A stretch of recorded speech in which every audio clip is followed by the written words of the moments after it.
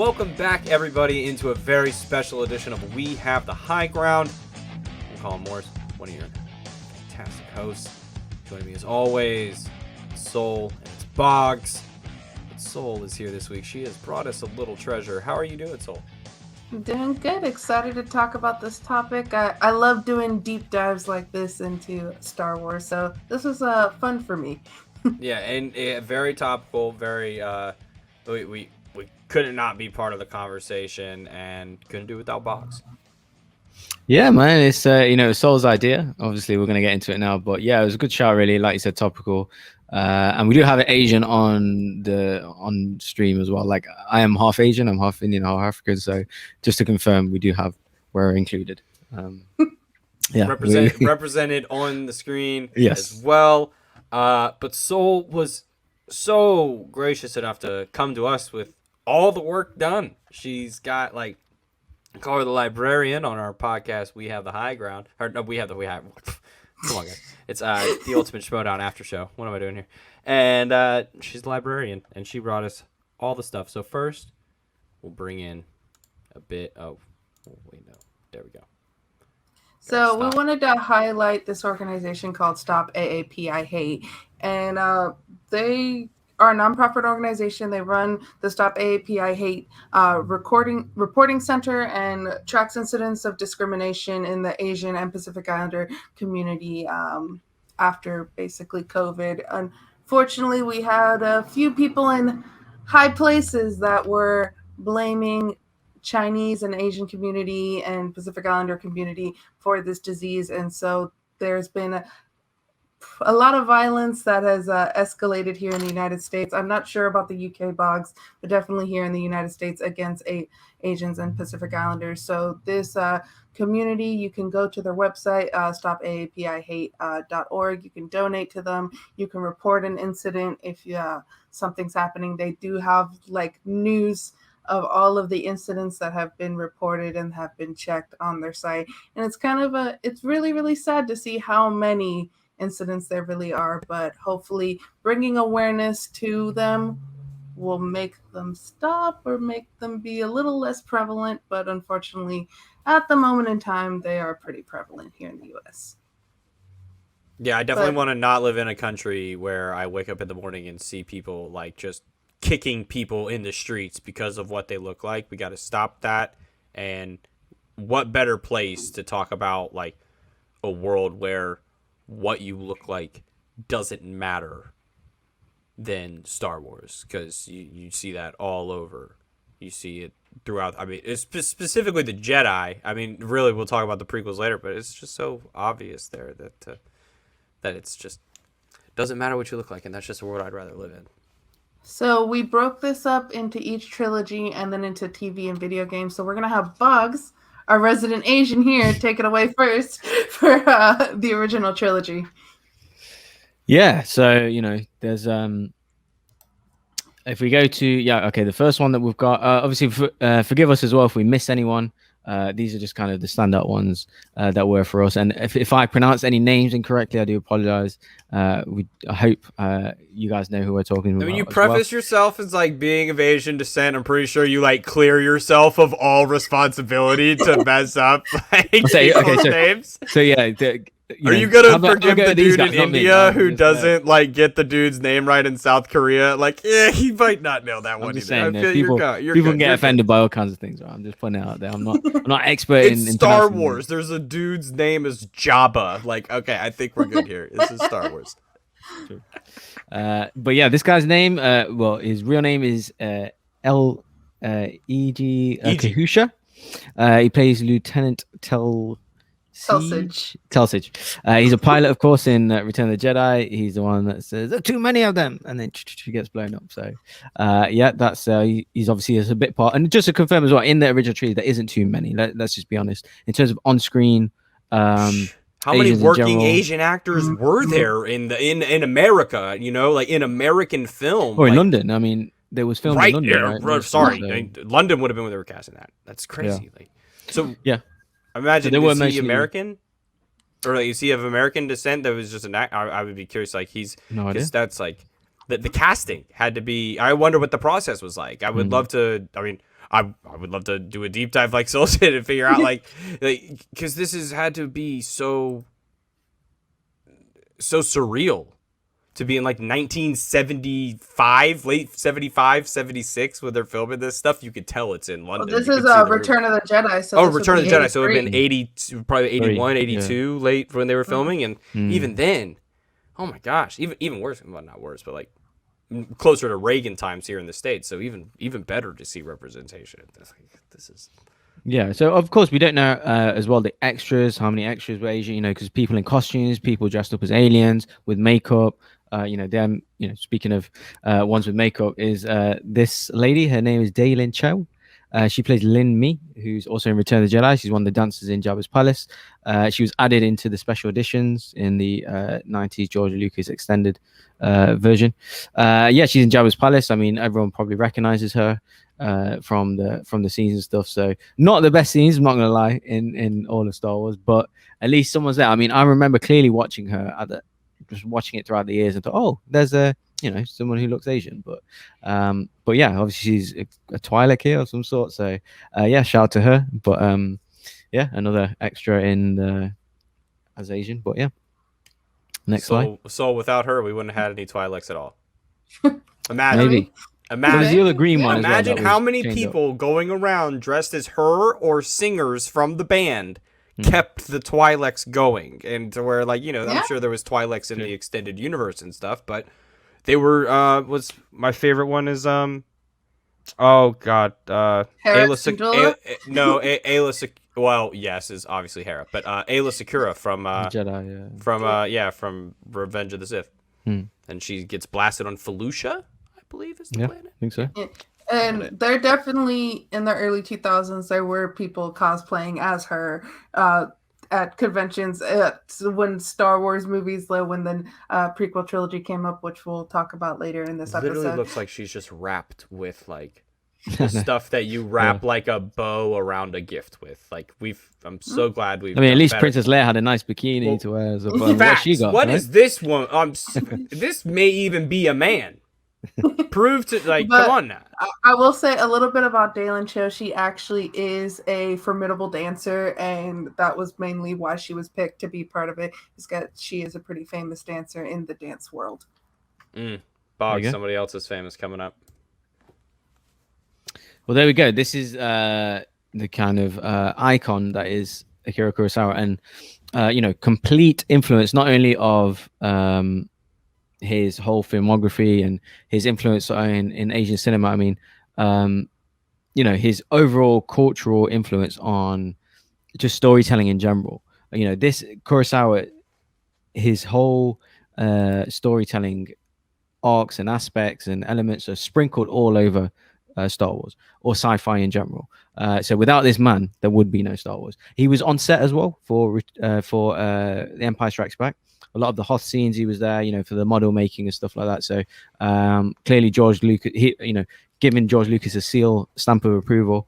Obviously, being the whole Jedi culture, being with linked to samurai, lightsabers, meditation, force use, master and apprentice stuff, all direct influenced by Kurosawa and Hidden Fortress and Seven Samurai and plethora of other movies that absolutely iconic and sprinkled all over Star Wars. So yeah, absolutely integral part of Star Wars, and you even as a child, that it has kind of Asian or Japanese specifically influence. Heroes, villains, like I said, it's all sorts, and and it wouldn't be the same without this man in particular. So yes, absolutely necessity to give respect to Akira Kurosawa. And like you said, we would not have Star Wars if it wasn't for this man. And we have to pay homage to the people that George Lucas looked up to and took from to create Star Wars. And definitely it's Akira Kurosawa all the way. And his influences are felt far and wide, like you mentioned. And to me, the thing is the patience of a Jedi is a true Jedi. The patience of our favorite Obi-Wan, Kanan, the best of the best, Luke Skywalker, towards his from Return of the Jedi and on, takes so much of that peace from the samurai, and that is something that I think carries over more so than the sword fighting, you know, more so than lightsaber battles and samurai blades and stuff like that. Like, teaching you inner peace was something important as well that I think Kurosawa showed, like, still possible, and George saw that it was still possible, and he brought tons and tons of faces to Star Wars. Bogz, I mean, look at this. I mean, we're like, imagine being Kurosawa and being like, man, if I had just put a laser sword in their hand, I'd be living in Malibu too. Yeah, and as we can see by this is Princess a character called Princess Yuki from Hidden Fortress. You can see even the outfits, right? The costumes are similar to the old kind of Japanese movies, the samurai movies. Like even Luke's outfit on Tatooine, you can tell it's directly taken from kind of Japanese folklore and kind of legends, and like the kind of village mixed with imperial kind of identities and the whole culture clashing. It's all literally sprinkled all over Star Wars, and it just makes it more.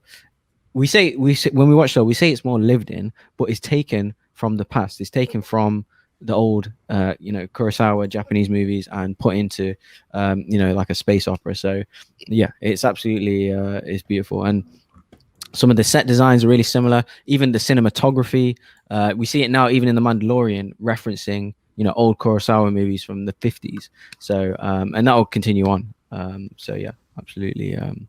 Beautiful. But yeah, as you said, look, the costumes, set design, art design, outfits is all direct influence from Kurosawa. And this is Toshiro Mifune. He's a frequent collaborator of Kurosawa's. And believe it or not, George Lucas originally wanted him to play Obi-Wan. For me, good job he didn't, because I love Alec Guinness. But yeah, of course, having an old samurai master or someone who's regular in the Kurosawa movies, to have that kind of influence in would give it so much more credence, and things like that. So yeah, I mean, I would absolutely love to have like an Asian actor as a master, a sword master in particular.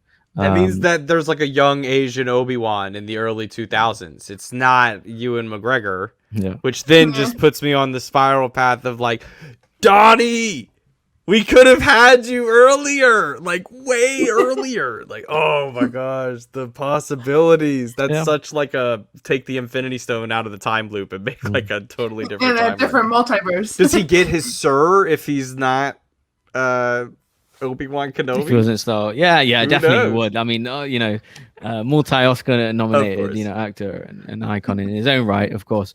But yeah, no, obviously I do love Alec Guinness, but having, of course, Star Wars was an independent movie as well, so I think that maybe helped Lucas bring in all the story arcs and the Asian element, because if it was approved by a studio, especially them days, would it all necessarily been approved? I'm not 100% sure. So it's a good job that Lucas was in touch with his independent filmmaking and in charge of the whole movie, and funded by himself, of course, to add in all these influences. But yeah, of course, I wish there was some kind of someone from the Kurosawa universe in these movies. But yeah, is the influences all over. But yeah. All right, let's go into the prequel trilogy, which Colin, take it away. Where else would you start here, guys? If it weren't with Kitster. Dhruv Chanchani, listen, you provided lots of laughs for me as a kid. I walked in the room and my mom said, you could have played both of those kids. And I was like, damn right, Mom. Quit blowing smoke up my 6-year-old ass. All right, we got to chill out with that. But look at this kid out here, and now he's still been doing the circuit. He's still part of the Star Wars universe. He loves being a part of the fandom. Surprised they didn't try to bring him back at some point. This is just too cute. I mean, Soul, look at those two cuties right there. They had no idea what world was waiting for them. Oh, too much. But next, of course, look. The prequels are filled with the glitz and the glamour, but best dressed planet is Naboo. All right. you dress from the bottom up where I come from. All right, down here in the South, you start with your shoes and then you work your way up from there. Not on Naboo. You start with the headdress. You gotta start with the headdress. And here, these two lovely ladies, Aisha Drucker and Keisha Castle Hughes, just stunned and killing it. And this is for 2 movies. I mean, she had fleets of these beautiful headdresses. Like, was there a headdress room, guys? Do you think there was like somebody in Naboo that was like, "Oh, I have Her Majesty's headdress. That's the wrong one," and then she's gotta like run back. It's gotta match the outfit. Come on, gotta match the outfit. But that's the thing, the culture, the style. You look at this. Look at on the photo on the right. That is clearly Japanese influence, imperial garments. Like, you can see the silk, you can see the purple sash across the middle, and then you look over on the left side, and that is just, I mean, hell, she could be in Wakanda. You could tell me she was like, the emissary of Wakanda, but at the same time, like, that to me also speaks of like the Asian influence, but how it, I don't know, to me, like, not to just seem like so small-minded, but like, I've never left the States, so like, to me, when I saw a Kurosawa film, it felt like another planet, right? Like, it really did. And so this, to me, is just like an amalgamation of, like, all the cultures, and George just absolutely crushing it for, like... And as well, the girl on the left, quite clearly, well, for some people, not for everyone, she clearly has a very, very strong Indian accent. So upon watching this, as a child, I realized, oh, they've got Indian actors in it, or actresses, because she's clearly from India, and she's the queen of Naboo at the time, of course.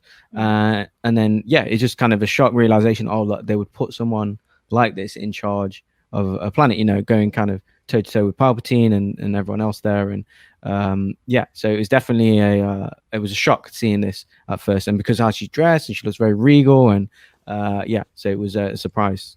Definitely. And you have to too look at the outfits of the royalty of Naboo. They are all very Asian influenced, and so I know that there's talks of like, oh, is there an appropriation of Asian like outfits because you have Natalie Portman, but then for the other 2 queens that they had after Natalie Portman, they did go out and get Asian actresses, and so it's right for them to be wearing those outfits. Yeah, it's a bit hard when you start doing the old-fashioned paint, when they're doing the painting on the face, to not, have that be indicative of a certain culture in a certain time period. So as we move on, guys, you know who it is. It's the man who gets his head chopped off. So legendary. It's Tamora Morrison as Jango Fett in Attack of the Clones. Of course, he is the man, the myth, the legend, who gave up his, we'll say his DNA for all the clones. So, I mean, this was just a huge role. Obviously, this makes every single clone of like Pacific Islander descent. We're already starting off on a strong foot here. He brings in, we can get in later, he's a strong, strong, rooted in his culture. He starts bringing in the influences with weapons, things like that.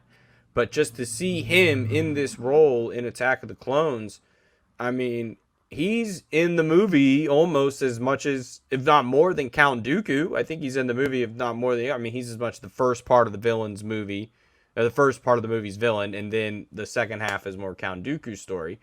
But this is probably one of the most prominent villains by a Pacific Islander up to this point in film, especially in terms of like box office. So you got to give it up to him here. I mean, what else? What else can the guy do besides stand there and look pretty well?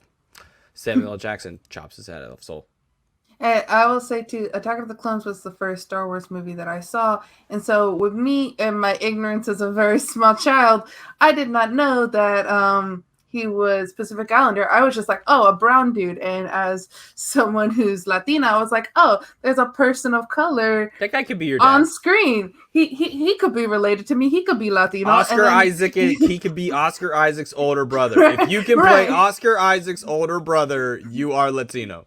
Right. And so, like, to me, it was, I guess, kind of the way that Bogz was saying, it was cool to see an Indian on screen with Queen of Naboo, because it was cool to see someone who was not white, like, on screen, and also not covered in makeup or anything, because she was queen, but she did have the makeup on as well. So, like, you can fully see this person is not white. And I was just like, it was so cool to see for my first Star Wars movie. And that's probably why, even though I can recognize that it's not the best movie, it still holds a special place in my heart. Well, someone who helped with that was young Daniel Logan playing young Boba Fett before we knew him to grow up, and now Tamora Morrison, of course, taking over the role. But before then, it was young Daniel Logan. I mean, he's American, but he's not. So like, you can tell he has parents of mixed backgrounds. So to get him in the role, and I mean, doesn't he do the voice of Boba Fett, Bogz, in Clone Wars?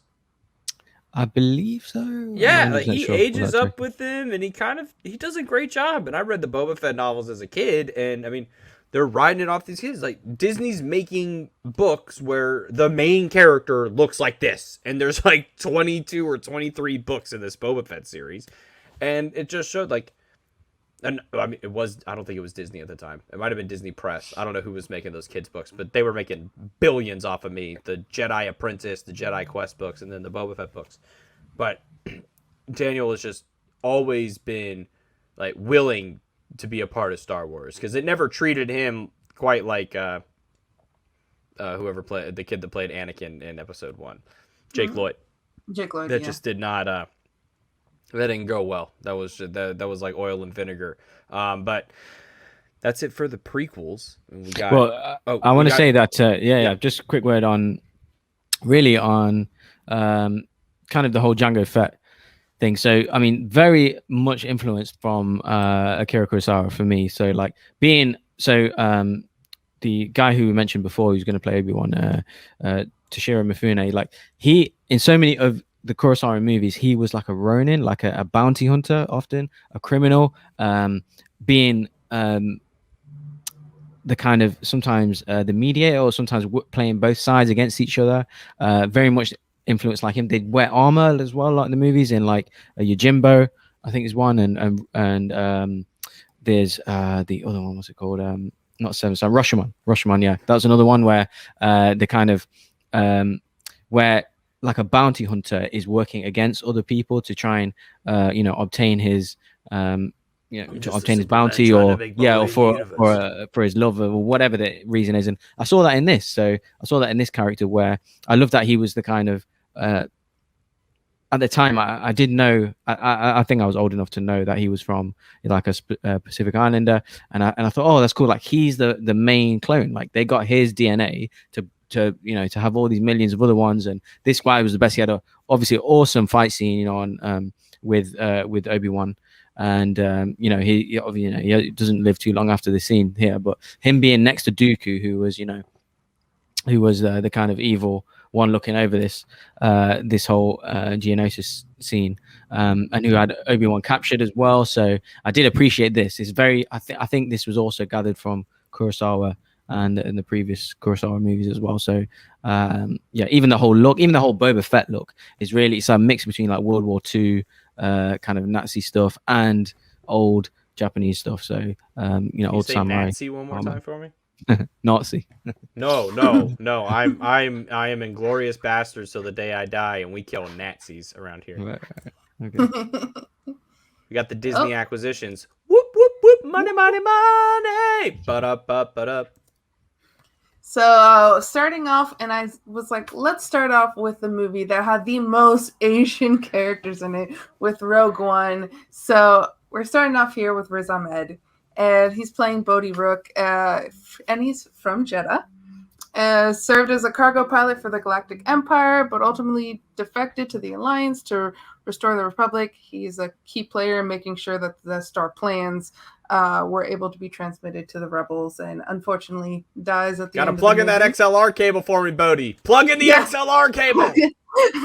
And so, just the fact too that like this was the first time where I was like, man, most of the characters are not white in this. Like most of the rebel part of that were going on this mission that were part of Rogue One are people of color, most of them being Asian. And so this movie, great movie. I know that Riz Ahmed's your boy Bogz, so if you want to speak on Riz for a little bit. one last shout from the prequels. Got to give Defa Bilaba a shout out, who was obviously on the council, who was Kanan Jarrus's master, of course.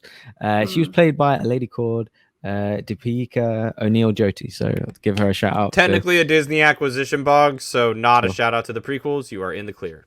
Okay. I just want to make sure we get her in. But yeah, of course, Riz Ahmed of British Pakistani origin, who's in a plethora of other character roles. 4 Lines, obviously, Nightcrawler, Venom. Venom. Got Venom after this. Yeah. He got paid. The Sound of Metal, which he's been Oscar nominated for. So yeah, so first happy Muslim for the guy. to be Oscar nominated. So in the acting category. Well, in the acting category, yeah. Well, I think like Mahershala Ali and people like that there as well. But in terms of Asian, British Asian, Pakistani origin, yeah, absolutely. But yeah, like I was so excited when he got announced for this because he's been in a lot of other British stuff as well, like British like street crime kind of things that are based in London, these kind of things. So he built up. He's also a rapper as well. He's quite a successful rapper, I believe. I don't listen to his music to be honest, but he does a lot of like MCing and stuff. So yeah, he's and then to him to be in Star Wars, I was like, what? And yeah, so yeah, he done really well. And then obviously he doesn't have the biggest role in this movie, not gonna lie, but the stuff that he was in, I just thought he brought like a really just good context in it as well, being the kind of key character to link a lot of them, link the Earth, Jyn Erso and Galen Erso together and their storyline. So he had an integral part of the story. So I did enjoy him in it. I just wish he kind of lived so he can be in other stories and things like that. So do you think that we might see him in the Cassian Andor series? Hopefully.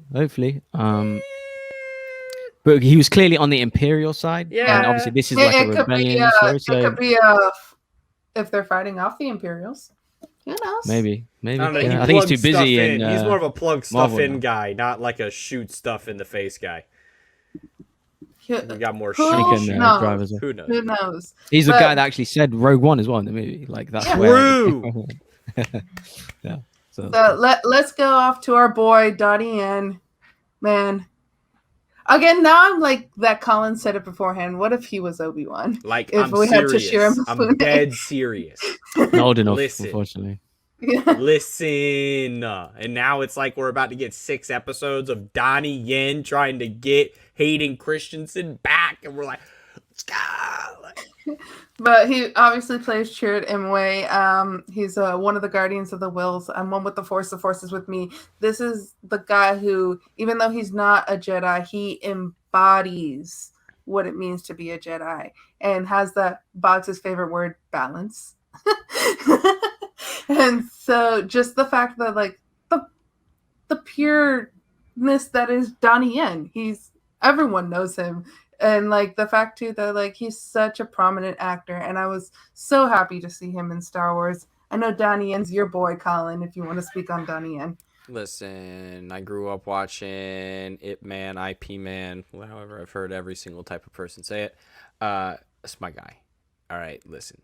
No one protects those and puts it all on the line quite like Donnie Yen. And I think he is so underutilized right now. He could be like every Taken movie better with Donnie Yen. Immediately better with Donnie Yen.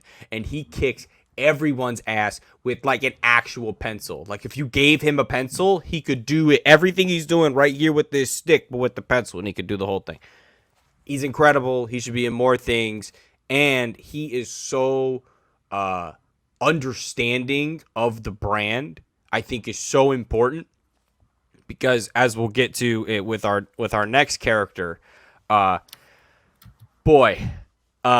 did not quite understand the world he was stepping in, because Donnie Yen many times with his brother Baz had to kind of in real life had the same relationship that Baz and Chirrut had in the movie, because they would obviously be stuck together on press junkets and stuff.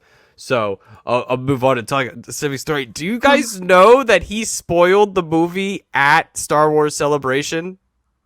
No. So Jiang Wen, the actor here playing Baz Malbus, also wasn't one of the Guardians, right? He kind of came on later and then protected. He was part of the Guardians of the Worlds, but he was a freelance assassin. Right. So kind of like he's a Guardian of the World, but it's kind of on weird. the Ronin side. Kind of seemed like what you were talking about. Bogz. Yeah. So they're sitting there and they're kind of doing the thing where it's like a Comic-Con panel and everybody goes down the list and they got the presenter and they're like asking everybody a question and whatnot. And he just flat out says, when he sacrifices himself for his friend, and Donnie Yen goes, "Shut up!" Like smacks him like on the leg in front of the whole room. And everyone is like, oh shit, only a few people heard that, right? Like, and then they just moved right past it and act like it didn't matter. But the whole room is like, he just kind of spoiled and everybody died. But his character was absolutely fantastic. So he's you can't have this movie without Chirrut and Baz. Yeah, and definitely sharpshooter, definitely like the moments of the movie, just him and Chirrut Enway together, like that was the bromance that everyone wanted. But going on as well, to... can I say, in terms of Donnie Yen, bringing that whole martial arts influence in, an actual Asian person with the martial arts influence, obviously, because Star Wars is sprinkled in with samurai influence and the Jedi stuff and lightsabers, but there's no one actually Asian bringing in that in. So it was nice to see someone Asian performing the kind of martial arts and fighting the way he does and being blind. Again, this is all respect out of Kurosawa and them kind of films. So being a blind kind of teacher and giving everyone nice little sprinklings and noticing things that other people didn't notice. So when he speaks about Jin or he speaks about Cassian, he gives them the right guys and he sees a Kyber crystal and just little additional things like that. Very much like a master, like a Jedi master kind of thing. So yes, I did appreciate his, and I did like his relationship with Baz as well. When I first watched it, I didn't really pay too much attention to that. It was the bigger story arcs, but the more I've seen it, the more I get the camaraderie and the banter between them as well. Like they were in the prison cells and just I like Baz more and more. Even his armor, his weapon that he has around, being a sharpshooter, like you said, and I like the way they work together and bounce off each other. So it's nice to see them together and protecting each other. So yeah, that was cool. All right, and then on to our next one. Kelly Marie Tran, which obviously there's a lot of hate that came on to Kelly Marie Tran after being in The Last Jedi. Some of it for people just not liking that movie, others that were going after her so we are against anyone who did that. If you're watching this and you did that, you're an asshole. Like, don't go after people like that. But whether you like a movie or not. But I'm a person who, I've said it multiple times, I really love The Last Jedi. And I love her character. And I think her character was robbed in The Rise of Skywalker because she was barely in it. But I love the fact that we're bringing in more people of color, we're bringing in more Asians, that she had a prominent part of The Last Jedi. And then also we have her sister, Paige Tico, who sacrificed herself at the very beginning of it. And if it wasn't for this character, they wouldn't have been able to destroy the Dreadnought. So the fact too that they're putting people of color in prominent, important roles, even if they're short, because they have a legacy that's in the story, that if they didn't do what they did, stuff wouldn't have gone the way that it was supposed to. So these two sisters, also I say go read the comic between Rose and Paige and them growing up. Super cool comic. Go check that out. Any of you guys have comments on Rose and Paige Tico? I'll say Paige, so you did mention some comments there about Kelly Marie Tran getting a lot of criticism, personal thing. I think she was forced to leave social media because of all the kind of hatred she got towards her. People criticizing the way she looks, and all that stuff, her acting ability. Me personally, I'll be honest with you, I can't stand Rose Tico in the movie, but that's nothing against her as an actress.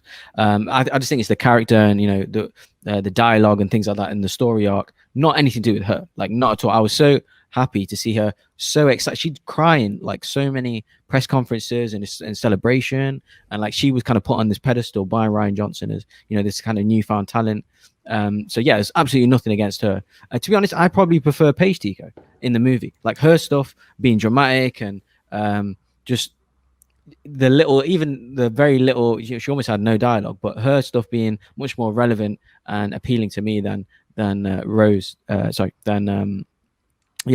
Tico stuff. So yes, I didn't like her character at all, but that's in no way disrespect or me not being happy that she's in the Star Wars. And yes, of course, she did get kind of outed in The Rise of Skywalker, which I have a bit of thing with because I really didn't like character, so I really didn't mind. But I'm shocked that they didn't put more of her in. So, and her being like the only Asian actress in it, so I was a bit gutted about that.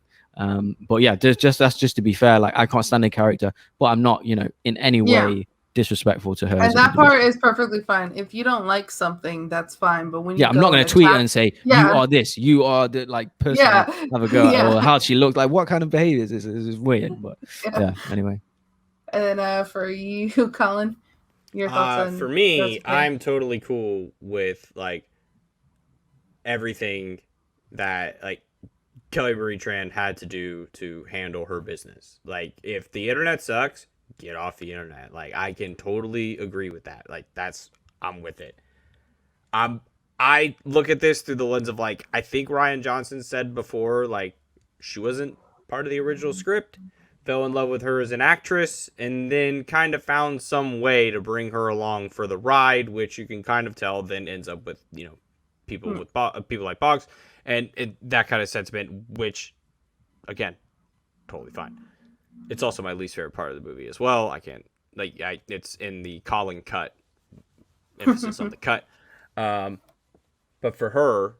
This has now spawned off into having a beautiful relationship with Disney. She's been Raya the Last Dragon. And the lead. She is Raya. And nothing but success is coming for her. So, I mean, this is just the beginning. And I wouldn't be surprised if somehow they came back and kind of revitalized her character a little bit. And I could see where at a moment she might have been like, this is the worst thing to happen with the treatment that she got. But I think it's going to become one of the best things that happened for her because she does have that relationship with Disney. Raya was a pretty big hit for a lot of people, both critically and just normal viewers of it. And I can't wait to see what she does next in a non-Star Wars-like role after Raya. So, again, I will agree with Colin, even though I love the movie. That part of the movie was my least favorite. But I was so happy to see someone like her and then also her sister at the beginning. And we'll go to Ken Luing. Yes. Luing, next. And he's Admiral Satora. And I know that both Colin and Bogz could talk about Admiral Satora all day long. But that's not really why we could talk about him all day long. We love him because he played Miles Strame in Lost. And he is fucking awesome. Now, my only thing is that he's underutilized. Like so underutilized. I thought he could have a massive role in this. Give a sword. I was so excited to see him. But yeah, he's almost just a glorified extra in it, unfortunately. Yeah. So that's my only. Doesn't he say like they're starting their attack or something? He's literally that kind of guy. Like but Star Wars sometimes will do that to you. Like if you're not on the level of the rest of the cast. Yeah. And on the movie, he is kind of like a glorified extra, but he is the one who correctly predicted the attack on Starkiller Base. And so, like, again, even though there's these small roles that we wish were bigger, we all wish they were bigger, they're important roles. There's legacy there. And what they did, like, changes the course of the story. And that if it wasn't there, then we wouldn't have the story that we had. And as cars go by. And then the next one is Jessica Henwick as Resistant pilot Jess Pava, which this is just another one of the, like, gotta get someone in the butt of the seat of one of the pilots. why not put an Asian person in there, right? And this specific character, Jess Pava, she's a huge fan of Luke Skywalker, is the reason why she became a pilot. So her backstory is pretty cool if you want to go look into that further. But yeah, she's just a pilot. But hey, we need pilots in Star Wars, right?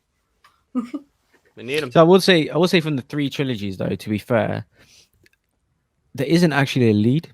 There isn't a lead Asian, so which is a little disappointing. Just thinking about it retrospectively, but obviously we are getting there. You know, with I'd say Riz Ahmed. I'd probably say even Jango Fett, Timur Morrison. He was probably the biggest lead.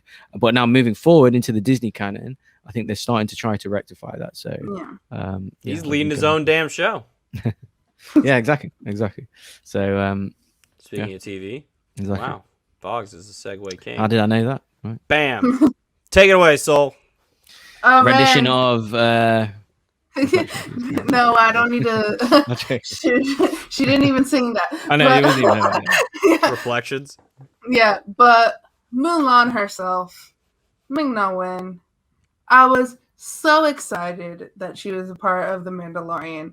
I was upset that she wasn't more in the season 1. I was so happy to see her again in season 2. She's just a phenomenal actress, and like, look at how beautiful she is too. Like, this woman has not aged. Don't get us She's started. She's drinking from like the same well as like Paul Rudd and Keanu Reeves. Like, problematic people just don't age. They travel frequently to the dark forest and they're drinking unicorn blood and 100%. crossover And Harry Potter. but you guys, her character as Fennec Shan. We're about to see her in the Bad Batch. Thoughts on Ming-Na Wen? Yeah, no, I thought that she's so good in the thing in the Mandalorian, and like you're saying, like she's in her late 50s. She's doing action scenes. She comes across great. She works well with Timur Morrison. I feel just one of them kind of badass characters that you just want to see more of. And I'm so glad that she's in Bad Batch, so we get a backstory to her because we know where she's in. Obviously, it's set before the Mandalorian, of course, so we get to know her story a bit more. And yeah, I was shocked when she got announced as in the Mandalorian because I thought, what the hell is she gonna be like? But yeah, she's some badass bounty hunter, and yeah, and I can't get enough of it. So yeah, complete juxtaposition for me from Rose Tico to this character. It's like, whoa, it's like hard to dislike for me. Anyway, let's get her moving around a little bit. Yeah, let's stop standing in doorways. Like, that's the Mandalorian's go-to. It's like, let's put these people in a doorway and then have them run through the doorway. Let's get some walking talking here. Let's get them actually and doing we will see her in the Book of Boba Fett. That little ending scene that we got in the Mandalorian season 2. Her just sitting on the side, like looking badass again. Looking badass as hell. I can't wait to see more of her in Star Wars, both in Bad Batch and in Book of Boba Fett when we get that. Let's go to the next one. Taika Waititi, literally my favorite director. I love every movie that he's done. Just so good. And he's so funny, and he can be funny and serious. See Jojo Rabbit, if you see oh man, what do we do in the shadows? There we go. What do we do in the shadows? He's so good. And also too, he talks about the fact that he likes to play a role in everything that he directs in. So he also was the voice for IG-11. And I was glad that we got a little bit more of him at the end of season 1, because at the very first episode of season 1, you're like, oh, this character's done. No more Taika Waititi voicing. I want him to voice more droids. Have him voice more droids, people. So I want him to be the voice of all the different IG models. Like, I think that would give him so much more room to play with than anything else, because then each one has its own unique character and personality, and he changes it up. Like, because it's like Siri. It's like, I know there used to just be one lady that does Siri, but like now there's like a bunch of other voices, but he could change it up and do an angry one, like, instead of funny or sad, or hearing the compassionate side was just so... It was so heartwarming. It was just so nice. And he just cared so much suddenly after not caring at all. Like, that's so cool to be able to see, to at least it's so unique of a performance as well when you think about it, that the opportunity to direct and then play two vastly different versions of the exact same character. Just so unique. And one of them in the episodes that he directed, because he directed the last episode of season 1. So he was in the first episode. He had, oh my God, Dave Filoni. There we go. Dave Filoni directed him in the first episode. Then he got to direct himself, which he's used to doing. He even talked about like when he directed himself on Jojo Rabbit, how like he played Hitler in Jojo Rabbit. So he's like, I had to tell people what to do dressed up as Hitler. Just a bit harder. Yeah. So, and talking about that, he's like, you got a Maori Jew playing Hitler. Like, I'm sure Hitler's super happy about that in hell. So he kind of has he's a representation of Pacific Islander, and he's also a Jewish representation in Star Wars as well. So I hope that he gets to do more. I want to hear him as IG units. I hope that he comes back to direct, either if it's an episode of something or even have his own movie. Like, he's in Marvel. Just bring him over. He does. He does have his own movie. Yeah. Oh, he does? Yes, yeah. They haven't announced when exactly it's in pre-production or what it's about. But yeah, he's going to direct his own movie. Yeah. Bogz, any Taika thoughts? No, not really. Like obviously he's so funny. He's great. Yeah, particularly in this, it brings the humor. And I'm looking forward to his project, absolutely. But yeah, I love What We Do in the Shadows. That's my personal favorite work of his. But yeah. All right, Bogz, we'll let you lead off with this. Give us more, because now we're back. Now he's back into TV, so you get the double dip in the Tamora Morrison sandwich. Yeah, and people have been clamoring for Boba Fett to come back, and Tamora Morrison being lucky enough and young enough to be playing his son, really, in a weird way. So just so glad he's back. And some of his moments were some of the best in The Mandalorian. Some of the fight scenes, his physicality, the dialogue, the lore that he's tying in the original trilogy. Even though he was in the prequels, he ties in the original trilogy and moves the story forward. So awesome stuff. And yeah, of course, moving into the book of Boba Fett, where he's going to lead his own series. So it's hard not to imagine. Obviously Ming-Na Wen's going to be in it. It's hard not to imagine like Din Djarin's going to be in it, and other characters, and what other people could pop up. Maybe Luke, any other, probably maybe Han. Who knows? Like there's so many other exciting stories that you can have with this guy. So yeah, it's super exciting. But yeah, so glad he's back. And you see in the background of the episode as well that Robert Rodriguez was just like, oh, you're doing Maori like warrior dance? Let's put that into the episode. Let's have you with that bow staff. Let's have you bring in some more traditional Maori stuff into your fighting. And so, like, good on Robert Rodriguez for that. And it was definitely getting to see his full arsenal as well. Getting him to use the full armor. The rocket launcher and all that stuff. So learning about his history, the knee stuff, and learning about his father's, his details in his in the armor. It tells him, it gives you your family lineage, chain code. Yeah, that was great. And that's obviously so important to Maori people and stuff like that. So I did appreciate that sprinkling of it. So so glad he's back. So it's Deborah Chow, our new savior.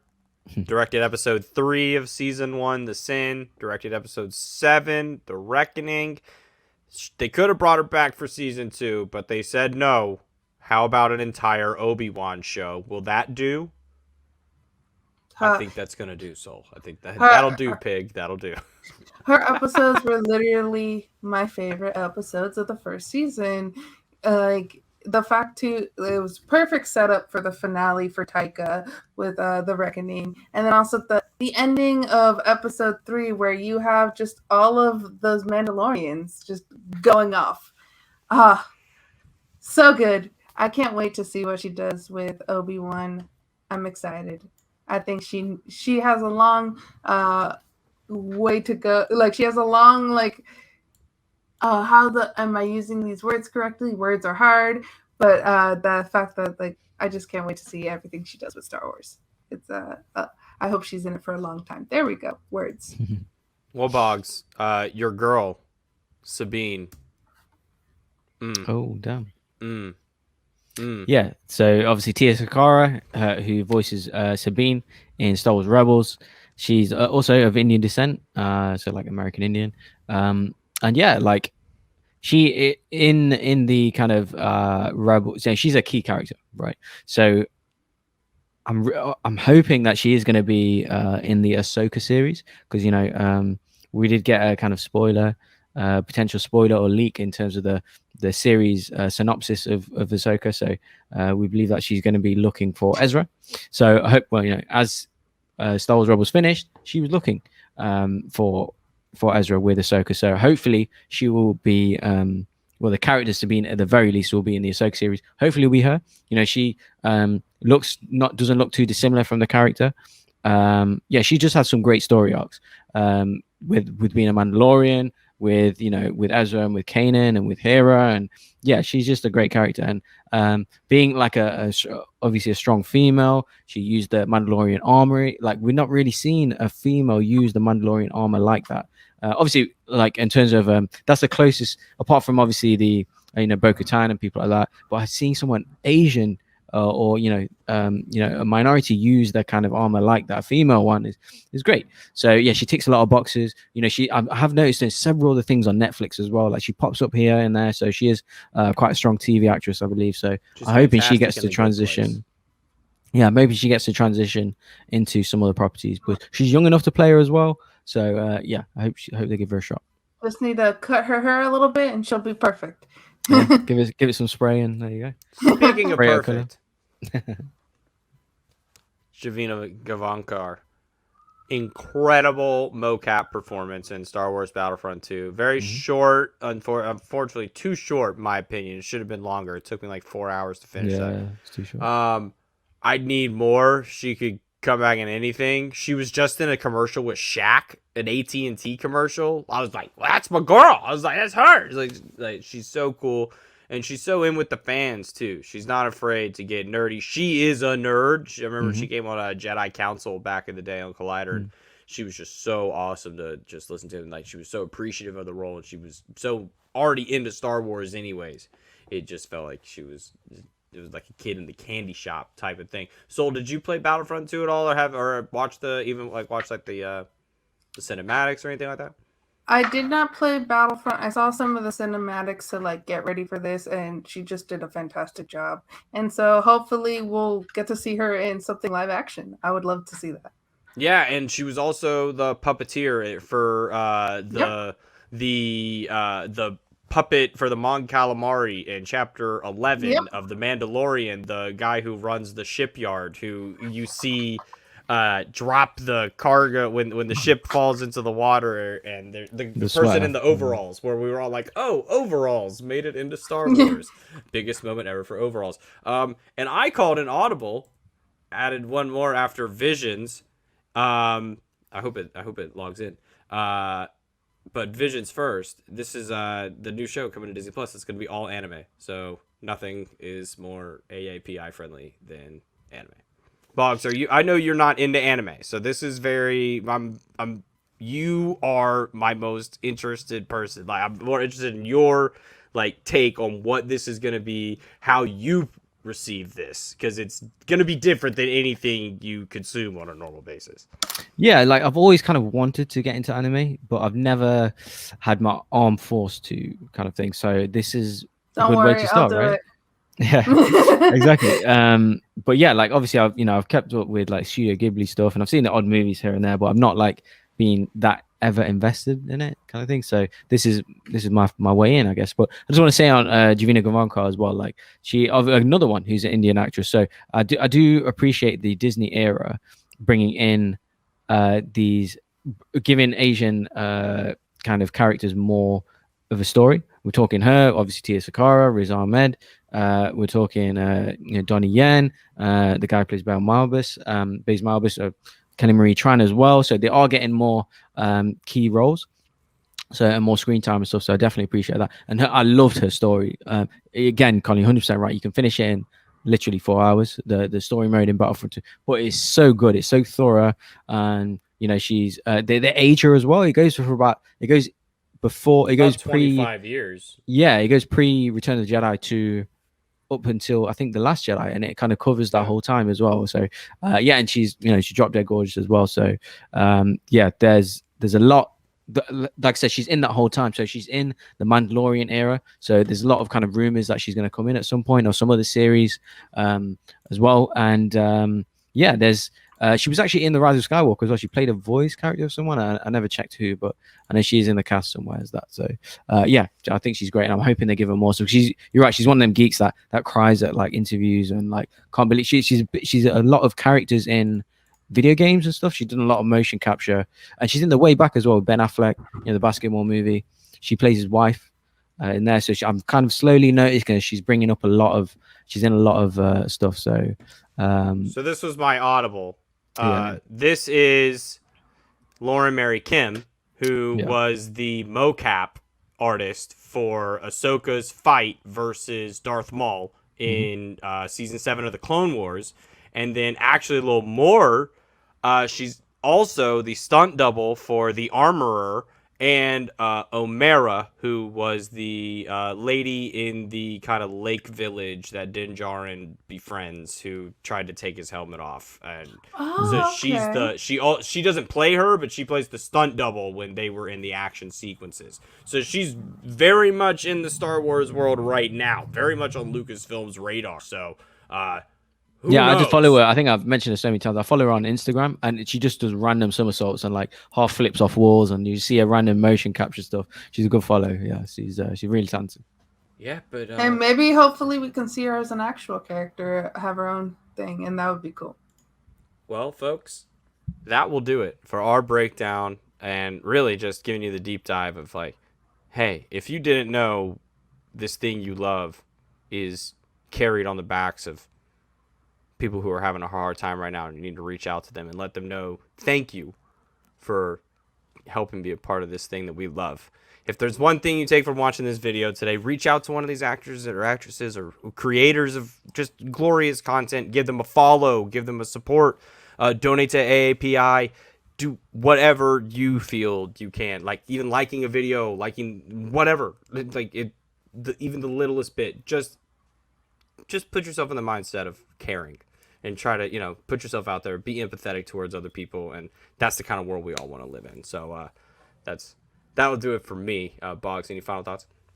No, just yeah, so it's a good list. We're getting more and more Asians in Star Wars, literally. So that's across the board. That's across whether it's video games, TV series, animation, that's movies. But of course, this was all started and originated from George Lucas, bringing in that Kurosawa influence. He did not have to do that, but he felt so strongly and passionately that he wanted to bring these views to Western audiences. So I have to give a shout out to that as well. And yeah, I'm just loving more and more of this, and yeah, can't wait to see more. So final thoughts, you close us out. And following on what Bogz says, go watch some of those films that Akira Kurosawa did. Absolutely. They're on a Criterion Collection, most of them. Go check them out. See what created Star Wars. We wouldn't have Star Wars without him. So definitely, and just echoing everything Colin said beforehand too. So show a little love to the people who brought stuff to the things we love, like Star Wars. That'll do it, folks, for this edition of We Have the High Ground. We will see you next time. Bye.